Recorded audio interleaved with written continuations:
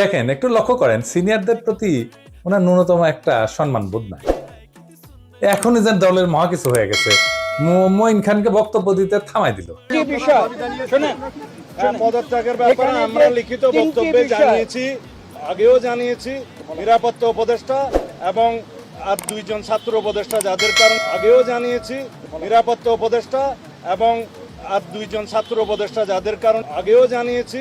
নিরাপত্তা উপদেষ্টা এবং আর দুইজন ছাত্র উপদেষ্টা যাদের কারণ তারপরে মঈন খান বক্তব্য দিচ্ছেন, এটা ওনার সহ্য হইল না, উনি চলে গেছেন। দেখেছেন, দেখেন এই বিষয় যে তিনটি বিষয় নিয়ে আমরা কথা বলেছি আপনারা শুনেছেন, সংস্কার, বিচার। নিজের দলের সিনিয়রদের যিনি সম্মান দেন না, উনি দেশের সাধারণ মানুষকে সম্মান দিবেন কিভাবে? আবার ওনার বক্তব্যের টোন দেখেন, মনে হয় ধমকায় ধমকায় কথা বলতেছে। নিরাপত্তা দেন, আমরা আমাদের বক্তব্য দিয়েছি। আবার পাশাপাশি আমির খসরু মাহমুদের বক্তব্য দেখেন,